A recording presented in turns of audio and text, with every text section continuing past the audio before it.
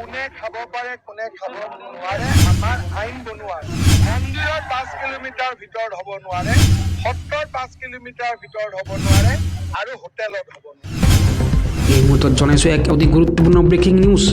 অৱশেষত উৰ পৰিল সমগ্ৰ দেশৰ কোটি কোটি ইছলাম ধৰ্মাৱলম্বী লোকৰ অপেক্ষাৰ অন্ত। কেন্দ্ৰীয় হিলাল কমিটিৰ ফালৰ পৰা পবিত্ৰ ঈদ উল আজহাৰ দিন ঘোষণা কৰা হৈছে। অহা 28 মে বৃহস্পতিবাৰে সমগ্ৰ ভাৰতবৰ্ষৰ লগতে অসমতো পবিত্ৰ ঈদ উল আজহা উদযাপন কৰা হ'ব। ঈদৰ এই আনন্দ উল্লাসৰ মাজতে প্ৰশাসনে জাৰি কৰিছে কেইবাটাও কঠোৰ নিৰ্দেশনা।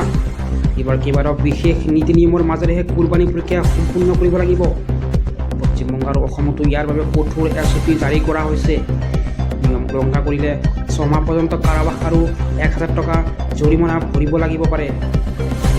পৌৰসভাৰ অধ্যক্ষ, পঞ্চায়ত সভাপতি আৰু পশুধন চিকিৎসা বিষয়াৰ সন্মতি অবিহনে এইবাৰ কুৰবানী দিব নোৱাৰিব।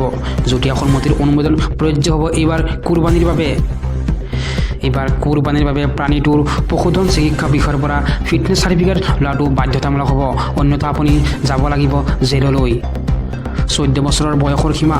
কুৰবানী কৰিবলগীয়া জন্তুটোৰ বয়স ন্যূনতম 14 বছৰতকৈ অধিক হ'ব লাগিব। প্ৰজনন ক্ষমতা থকা বা খেতিৰ কাৰ্যত ব্যৱহাৰোপযোগী জন্তু কুৰবানীত দিব নোৱাৰিব এইবাৰ আপুনি। এইবাৰ কুৰবানীৰ বাবে আৰু কেইবাটাও নতুন SOP জাৰি কৰা হৈছে। আমি এটাকৈ আপোনালোকক জনাই আছোঁ। কোনো ধৰণৰ আঘাতপ্ৰাপ্ত বা অসুস্থ জন্তু কুৰবানীৰ বাবে ব্যৱহাৰ কৰিব নোৱাৰিব আপুনি। মুকলি বা ৰাজহুৱা স্থানত জীৱ জন্তু কুৰবানী দিয়াটো সম্পূৰ্ণৰূপে নিষিদ্ধ কৰা হৈছে। অন্যহাতে পশ্চিমবংগত BJP নেতা শুভেন্দু অধিকাৰীৰ দাবী তথা প্ৰশাসনৰ নিৰ্দেশনা অনুসৰি গৰু কুৰবানী কৰাৰ ক্ষেত্ৰত কঠোৰ বিধি নিষেধ আৰোপ কৰা হৈছে।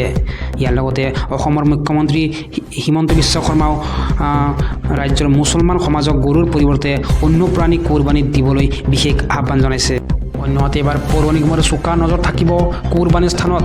কুৰবানীৰ স্থানৰ পৰিষ্কাৰ পৰিচ্ছন্নতা আৰু নিয়ম পালনৰ ওপৰত পৌৰ নিগম আৰু স্থানীয় প্ৰশাসনে চোকা দৃষ্টি ৰাখিব।